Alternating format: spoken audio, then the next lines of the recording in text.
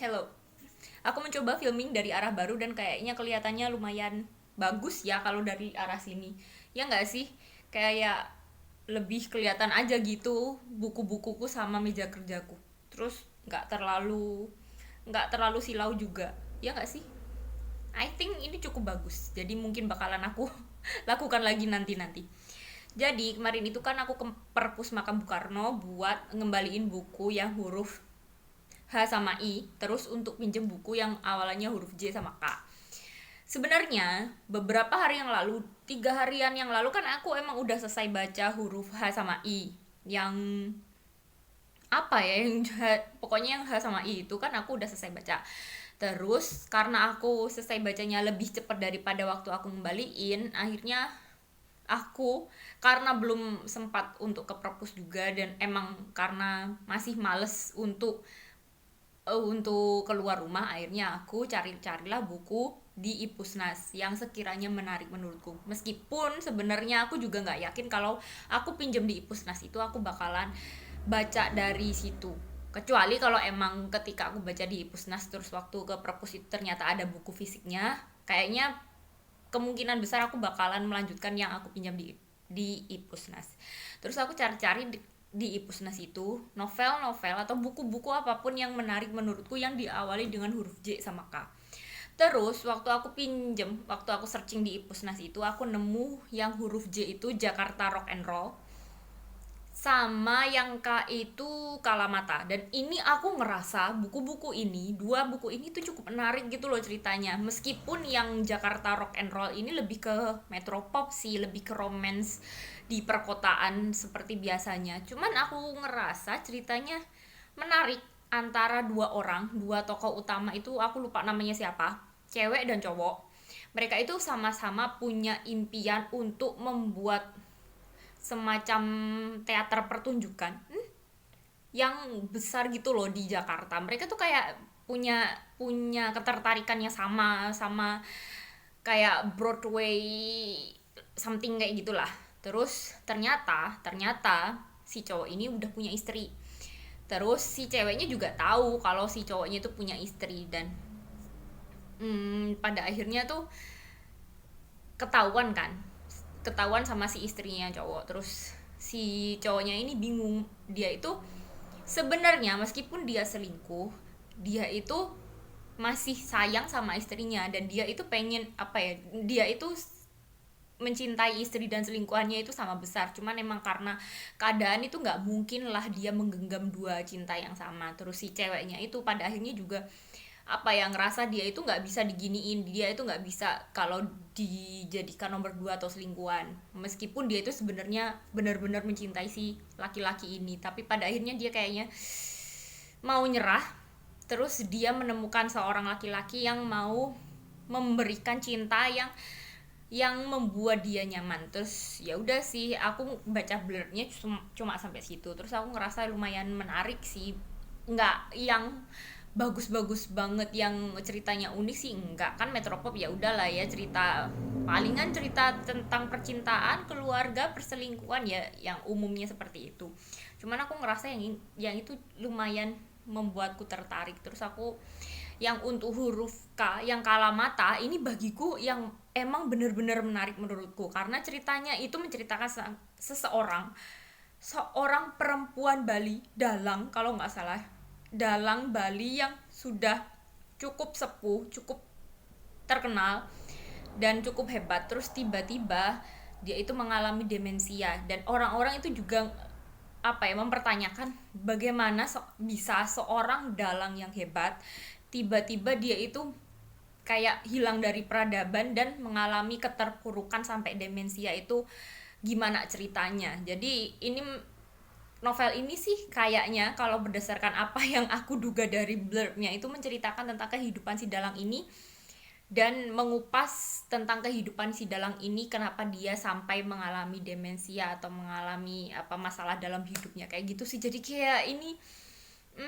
sesuatu yang bagiku cukup menarik, meskipun aku belum sama sekali belum baca yang dari Jakarta Rock and Roll ataupun yang Kalamata, itu bener-bener belum baca satu bab pun sama sekali, aku cuma baca blurbnya doang. Dan aku ngerasa yang Kalamata itu kalau ada di perpus Bung Karno aku bakalan pinjem, yakin bakalan pinjem, karena emang semenarik itu menurutku, karena menceritakan tentang misteri kehidupan, bukan misteri yang sampai misteri ada pembunuhan atau apapun, enggak sih, cuman kayak menceritakan tentang kehidupan orang itu, kenapa dan bagaimana bisa menjadi orang yang seterpuruk itu di masa tuanya kayak gitu.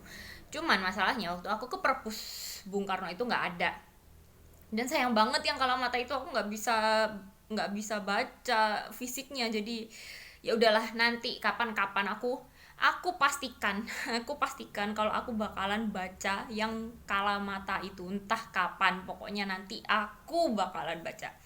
Terus waktu di perpus Bung Karno itu, ketika aku cari-cari buku yang huruf J sama K, yang J itu emang bagiku agak susah. Bahkan waktu cari di Ipusnas pun yang hurufnya J itu aku ngerasa nggak cukup banyak. Sedangkan kalau K itu banyak. Waktu ke perpus Bung Karno pun aku menemukan beberapa buku, beberapa novel yang awalannya huruf K dan itu menarik bagiku. Bahkan sampai waktu di perpus Bung Karno itu kan aku bener-bener bingung harus pinjam buku apa. Akhirnya kan aku pegang dua buku K kan, yang clandestine sama kado terbaik yang ini. Terus pada akhirnya ketika aku udah duduk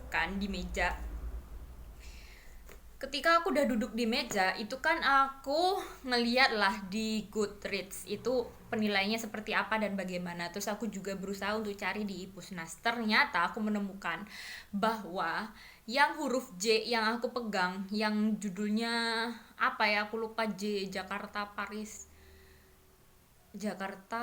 Paris via French Kiss, lupa, pokoknya aku taruh di sini yang covernya warnanya orange itu. Ternyata itu adalah series. Aku nggak ngerti, mungkin ceritanya kalau dibaca sendiri juga nggak terlalu bermasalah, cuman yang aku tahu, yang aku lihat itu ternyata itu adalah series yang nomor 2 bahkan. Kalau itu nomor 1 oke lah, aku masih nggak apa-apa, mungkin aku bakalan cari untuk yang nomor 2, 3 dan selanjutnya. Itu entah gimana atau dimana caranya untuk mendapatkan. Cuman masalahnya kalau udah langsung masuk ke nomor 2 itu aku langsung ragu untuk membacanya, karena aku bener-bener belum kenal siapa tokohnya dan latar belakangnya seperti apa. Takutnya aku nggak bisa masuk ke jalan ceritanya karena belum terlalu mengenal tokohnya kan. Akhirnya ya udah, yang itu aku gagalkan. Terus aku bingung aku mau cari huruf J gimana, atau mungkin aku bakalan nyerah dan baca yang dari Ipusnas aja. Terus kan akhirnya aku balik lagi ke rak-rak buku, terus aku cari huruf-huruf novel-novel yang awalnya huruf J. Terus akhirnya aku menemukan ini. Enggak sih, sebenarnya aku malah menemukan ini dulu daripada yang J apa yang itu. Ini Jejak Dedari itu kenapa aku ngerasa ini aku nggak terlalu tertarik. Aku nggak ngerti karena aku ngelihat covernya itu bagiku tidak terlalu menarik bagiku. Kayak ya udah sih, kayak cerita romance biasa, kacangan nggak jelas kayak gitu menurutku, dan aku nggak terlalu tertarik untuk baca sesuatu yang seperti itu. Bahkan menurutku aku bakalan lebih tertarik untuk baca yang J di Ipusnas itu, yang Jakarta Rock and Roll. Cuman ternyata ini yang nulis ini adalah seorang sutradara film yang namanya siapa sih namanya Erwin Arnada. Dan ini buku ini sebelum menjadi sebuah novel ini lebih dulu dituangkan, lebih dulu jadi film yang judulnya juga sama, Jejak Dedari, dan yang main itu Reza Rahadian. Terus karena aku ngerasa Reza Rahadian itu kan aktor yang besar gitu ya, nggak mungkin lah dia main di film-film yang kacangan. Jadi aku mulai tertarik untuk baca. Aku pegang inilah, aku taruh di meja, terus aku berusaha terus aku baca-baca di belakangnya. Terus aku juga cari reviewnya itu di Goodreads. Ini di Ipusnas nggak ada BTW, atau nggak tahu, aku nggak nemu ini di Ipusnas. Terus aku ngerasa kalau ini ceritanya lebih menarik lah daripada Jakarta Rock and Roll ternyata. Kalau yang Jakarta Rock and Roll kan ceritanya lebih seperti romance lah ya, romance perkotaan. Kalau Jejak Dedari ini lebih mengupas tentang budaya dan mitos di Bali Utara, yang dimana di Bali Utara itu, ini fakta, di daerah Bali Utara di sebuah desa itu ada desa yang orang-orangnya itu banyak yang menyandang kekurangan bisu dan tuli, dan itu dari orang-orang itu, mereka itu punya apa ya, punya mitos kenapa sampai orang-orang di desa itu banyak yang bisu dan tuli. Terus ini menceritakan tentang seorang tokoh perempuan bernama Rare. Aku nggak tahu gimana caranya bacanya ya, Rare atau Rare, aku juga nggak tahu. Si Rare ini, dia itu adalah seorang gadis yang dia bisu dan tuli, yang dia itu dari keluarga yang dikucilkan oleh masyarakat. Terus dia itu punya mimpi untuk menjadi seorang penari penari dedari, apa sih, oh yo, penari Sanghyang Dedari, yang itu kayak bener-bener tarian yang mistis lah di daerahnya seperti itu. Terus menceritakan tentang perjuangannya si Rare ini untuk menggapai mimpinya menjadi seorang penari, meskipun dia tidak bisa mendengar suara-suara musik atau suara gamelan yang mengiringi tariannya, tapi dia itu benar-benar pengen untuk menjadi penari Sanghyang Dedari ini, kayak gitu sih. Terus ceritanya juga menceritakan tentang kehidupannya, bulian dari sekolahnya, dari teman-temannya, dari masyarakat yang menganggap bahwa dia itu anak yang membawa kutukan. Kayak gitu sih. Aku baru baca itu sampai segini. Belum banyak, aku masih sampai ke masa dia masih sekolah SD, dan waktu di SD itu dia akhirnya putus sekolah karena dia difitnah sama teman-temannya kalau dia itu meracuni temannya di sekolah, kayak gitu. Aku penasaran kan, terus akhirnya aku juga googling cari tentang filmnya. Ternyata filmnya itu nggak terlalu terkenal. Aku nggak tahu filmnya itu pernah tayang, jadi tayang atau enggak. Filmnya itu diproduksi atau tayangnya sekitar tahun 2014. Cuman aku nyari reviewnya dan lain sebagainya itu kok kayak sedikit. Kayaknya emang bener-bener film yang nggak terlalu banyak orang yang tahu. Padahal yang main kan satu Reza Rahadian, dua itu Christine Hakim, dan itu dua orang yang benar-benar aktor dan aktris yang bagus gitu kan. Tapi I don't know, mungkin emang bukan tipe film yang bakalan booming di Indonesia, I don't know. Tapi aku ngerasa kalau ceritanya, aku berharapnya sih ceritanya emang sebagus itu, aku berharapnya. Terus untuk yang buku K, kan aku pertama itu tertarik untuk baca yang clandestine apalah bukunya, tebel warnanya hitam itu. Terus aku kan baca juga kan di Goodreads, terus juga cari di Ipusnas, kali-kali aja ada, ternyata di Ipusnas nggak ada. Di Goodreads itu aku baru tahu kalau Clandestine itu adalah series trilogi, atau trilogi kalau nggak salah, trilogi, dan Clandestine itu nomor 1, dan penilaiannya bagus banget. Di Goodreads itu dia itu dapat 4,48, dan reviewnya itu banyak yang bilang kalau ini adalah novel fantasi, politik, romance yang bagus, yang cantik, yang kreatif, yang bagus banget lah. Terus banyak yang memuji. Aku kan akhirnya penasaran, bener-bener pengen banget untuk baca yang Clandestine. Cuman masalahnya kenapa akhirnya aku gak jadi, aku kembalikan lagi, karena di Ipusnas itu nggak ada, jadi lanjutannya juga nggak ada. Terus di Perpus Bung Karno itu juga nggak ada, cuma ada Clandestine yang nomor 2 dan nomor 3 itu nggak ada. Jadi aku ngerasa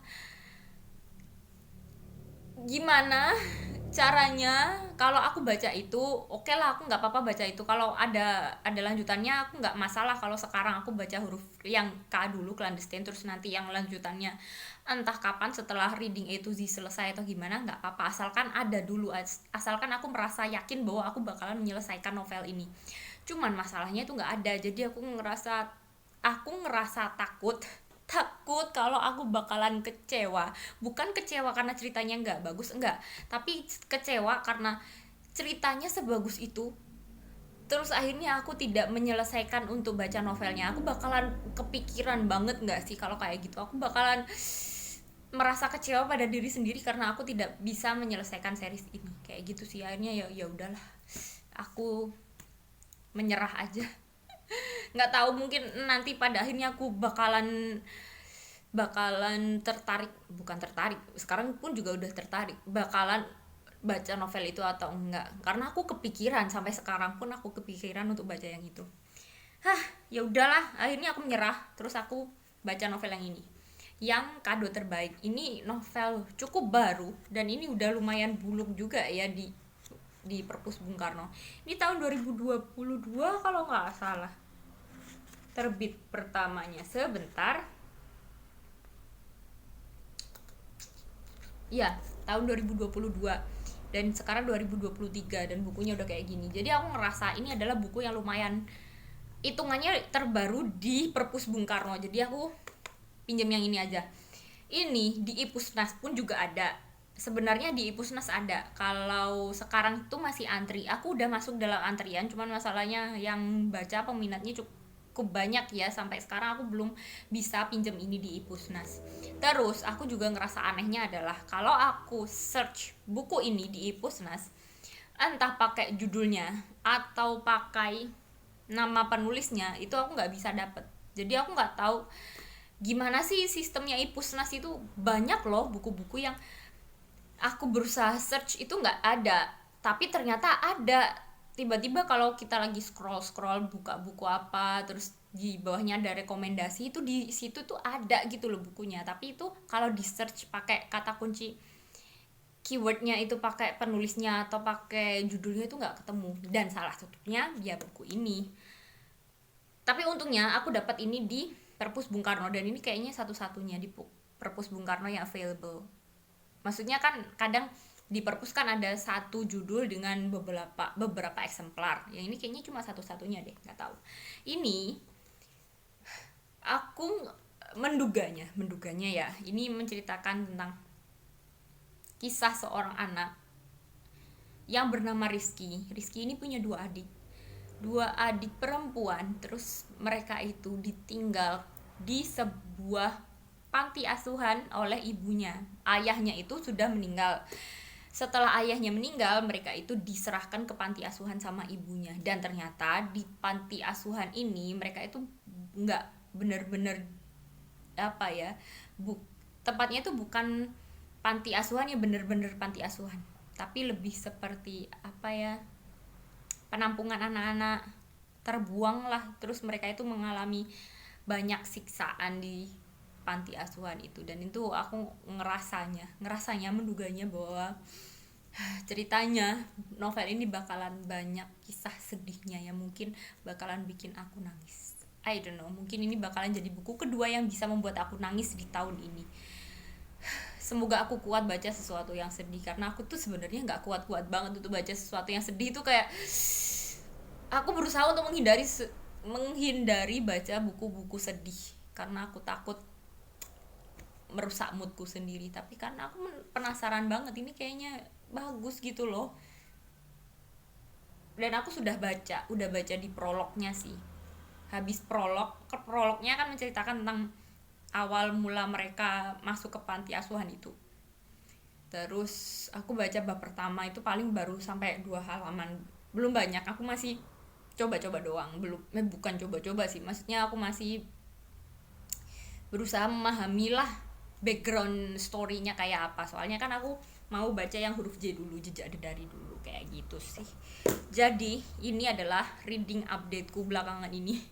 Reading update yang aku bingung aku harus baca buku apa, karena ternyata banyak buku bagus yang berawalan dari huruf J dan K terutama, yang membuatku tertarik untuk baca. Terus pada akhirnya aku menyerah untuk baca yang Kado Terbaik aja. Udah, aku mau baca lagi yang Jejak Dedari.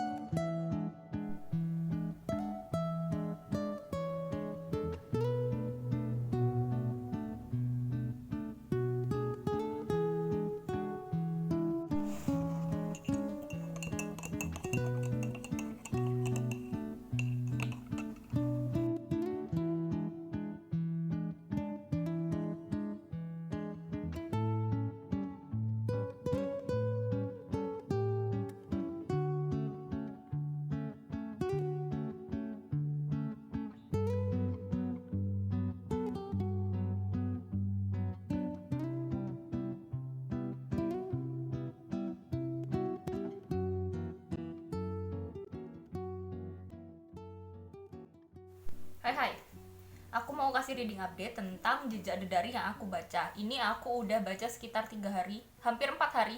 4 hari lah kalau dihitung untuk hari ini. Itu aku hampir selesai, udah cukup banyak. Banyak banget deh. Terus aku ngerasa novel ini tuh bagus gitu loh. Meskipun yang nggak sebagus yang novel karyanya Oka Rusmini, kan sama-sama menceritakan tentang budaya Bali. Cuman kalau yang Oka Rusmini itu kan bener-bener puitis, menurutku puitis, cantik lah cara penulisannya.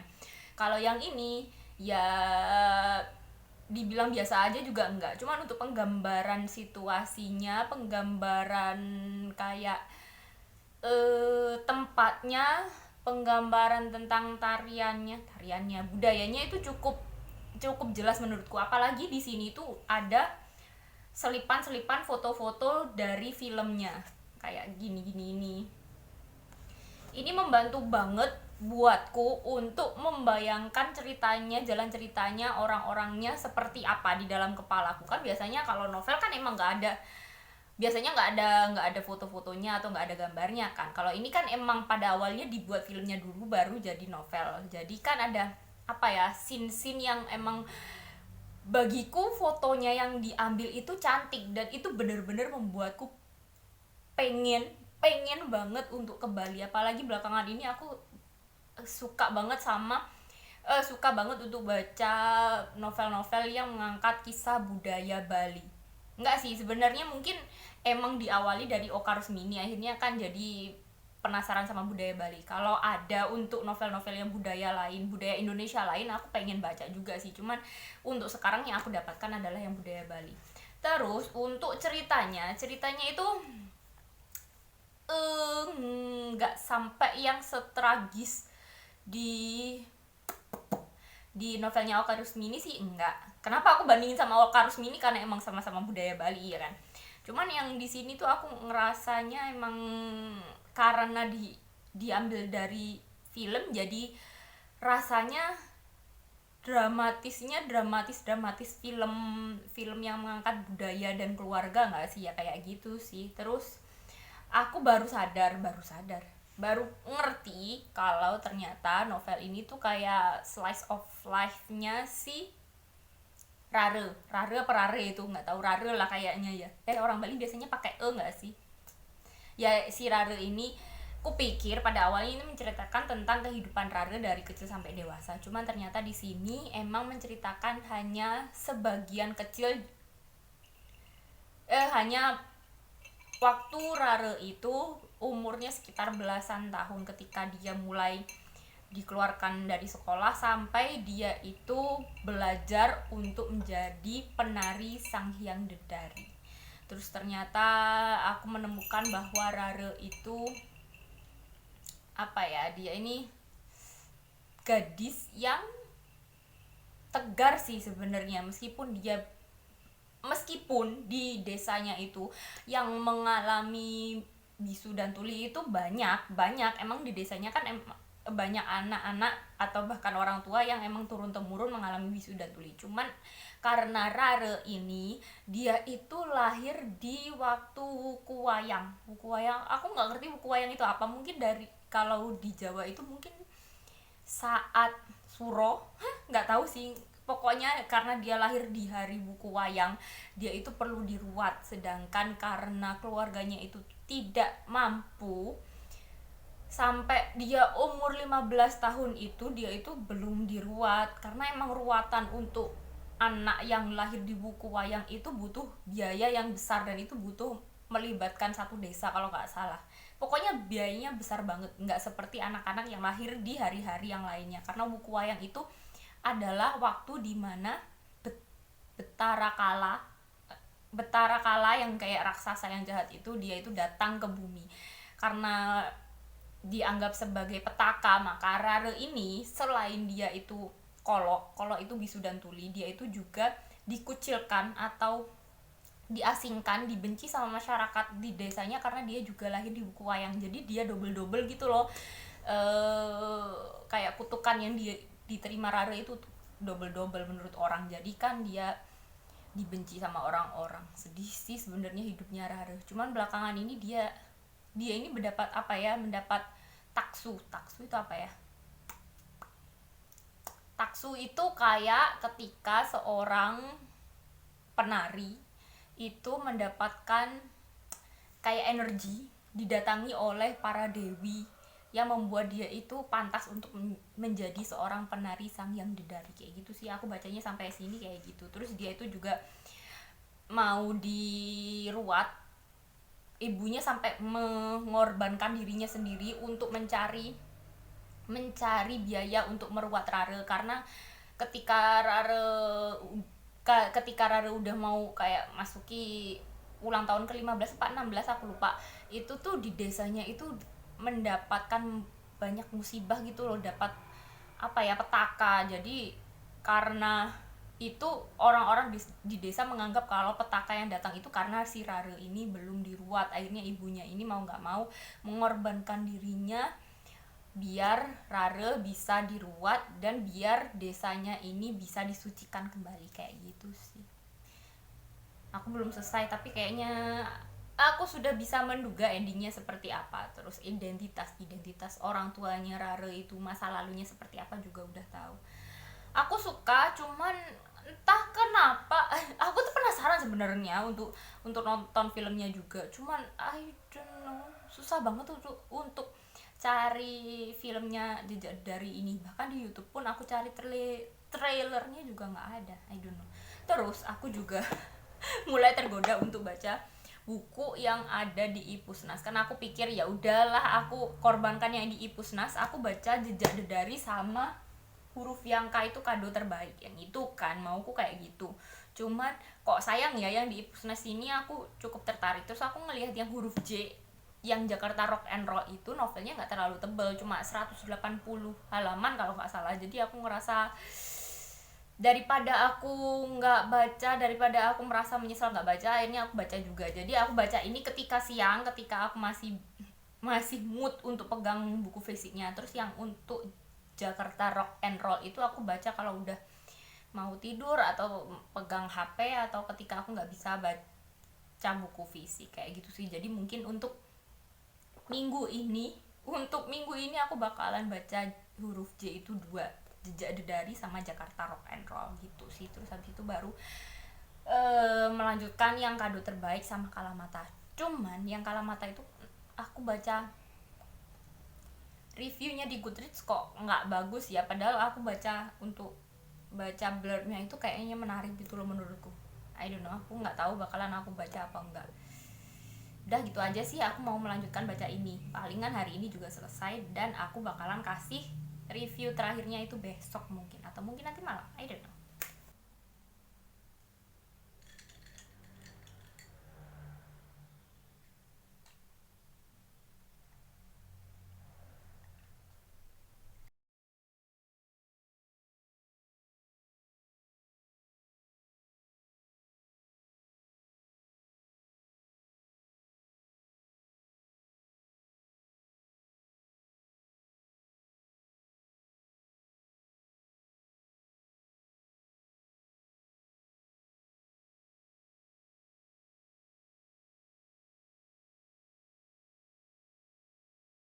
uh, dari tadi aku berusaha filming, cuman karena kan aku filmingnya kan pakai kamera HP ya, itu ada entah ada chat, entah ada telepon berkali-kali, jadinya aku harus berhenti berkali-kali, dan itu aku gagalkan karena apa ya, potongannya jelek gitu loh. Jadi mari kita mulai lagi.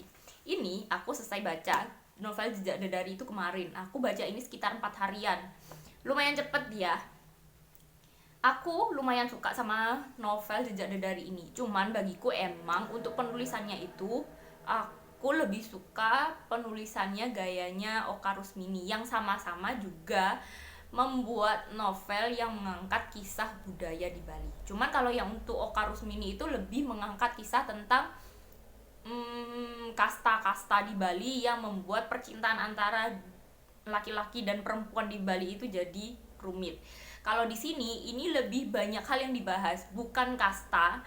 Ada sih kasta, cuman nggak terlalu dibahas. Cuman kalau di sini tuh lebih ke apa ya, kesenian, terutama tari terus tembang-tembang di Bali, terus juga tentang peribadatan Hindu Bali.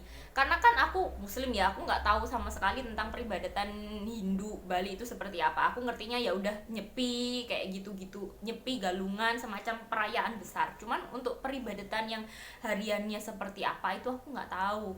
Ternyata aku baru dapet di sini kalau ternyata mereka itu beribadah juga tiap hari itu ada waktunya. Aku pikir ya udahlah, mereka beribadah tiap hari seperti membawa sesajen ke pura yang ada di rumahnya kayak gitu. Cuman kalau di sini ternyata aku dapat bahwa kayak muslim yang beribadah 5 kali sehari, mereka itu juga beribadah enggak 5 sih, 3 kali sehari, yaitu di pagi hari ketika matahari terbit, terus siang hari ketika matahari ada di tengah-tengah, sama ketika senja atau sendia kala kayak gitu. Ya aku baru baru tahu, lumayan lah dapat pengetahuan yang lumayan tentang budaya Hindu Bali.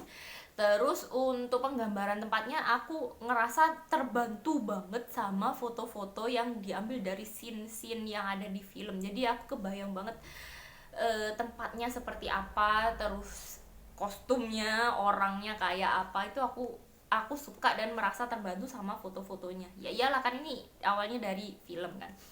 Terus untuk ceritanya aku agak terkaget-kaget sama endingnya karena aku pikir endingnya bakalan bakalan baik-baik aja, endingnya bakalan ya udah bahagia, pada akhirnya kehidupan Rare dan keluarganya bisa apa ya, merasa lebih lega. Tapi ternyata ada hal yang dilakukan oleh ibunya Rare. Ibunya Rare itu kan akhirnya mengorbankan dirinya agar Rare itu bisa diruat dan biar Rare itu bisa menarikan tarian Sang Hyang Dedari yang mistis itu gitu. Cuman aku nggak sukanya sama pengorbanannya ibunya Rare itu terlalu ekstrim gitu loh menurutku. Kayak nggak ada cara lain. Sebenarnya ada sih kalau mau diusahakan, mau dipikirkan itu sebenarnya ada. Karena si tokoh yang diperankan sama Reza Rahadian, di sini namanya apa ya? Aku lupa. Oh ya, iya pokoknya yang diperankan sama Reza Rahadian itu, dia itu mau membantu sih sebenarnya. Cuman entah kenapa ibunya Rara itu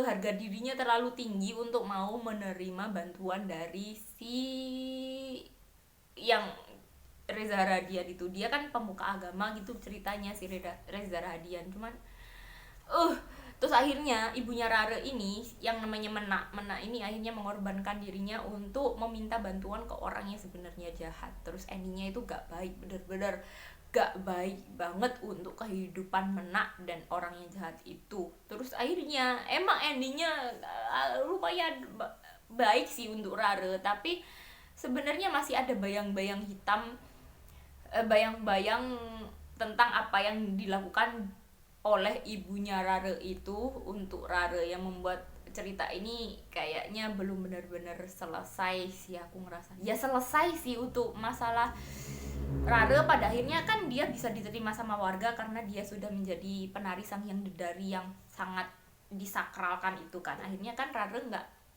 nggak dikucilkan lagi. Cuman masalahnya apa yang dilakukan ibunya ini buruk gitu loh. Aku cuma nggak suka endingnya ya itu karena apa yang dilakukan ibunya Rara itu sih. Udah sih ceritanya lumayan, dalam perjalanannya aku suka, cuman kecewanya adalah di bagian akhir aja, di bagian yang dilakukan oleh tokoh ibunya Rara. Udah gitu. Untuk novel yang aku baca selanjutnya yang aku juga sedang baca, yang judulnya Jakarta Rock and Roll, itu aku belum baca banyak. Aku baru baca sampai 2 bab, jadi aku belum bisa kasih review tentang pendapatku tentang novel itu karena emang baru awal banget. Mungkin aku bakalan masukkan review tentang Jakarta Rock and Roll itu di video berikutnya. Jadi bulan ini aku bakalan baca novel yang diawali dengan huruf J itu 2, yaitu Jejak Dedari sama Jakarta Rock and Roll. Karena yang Jakarta Rock and Roll itu juga gak terlalu banyak, bakalan aku selipin di video yang berikutnya yang aku baca tentang kado terbaik. Kalau untuk yang Kala Mata itu kan aku bilang awalnya aku tertarik banget gitu kan untuk baca ini karena emang blurbnya itu kelihatannya bagus banget. Itu juga ada kaitannya tentang budaya Bali karena kan menceritakan seorang bukan sinden, tentang dalang perempuan Bali. Cuman ternyata ketika aku baca lagi di Goodreads, karena aku belum belum baca reviewnya di Goodreads. Di Goodreads itu ratingnya nggak banget, nggak tahu sih aku bakalan baca itu atau enggak. Jadi lihat aja nanti di video berikutnya. Udah sekian aja, terima kasih udah nonton. Ini bakalan jadi video panjang yang menjelaskan tentang kebingunganku aku mau baca apa, juga tentang novel yang selesai aku baca yaitu Jejak Dedari. See you next time. Goodbye.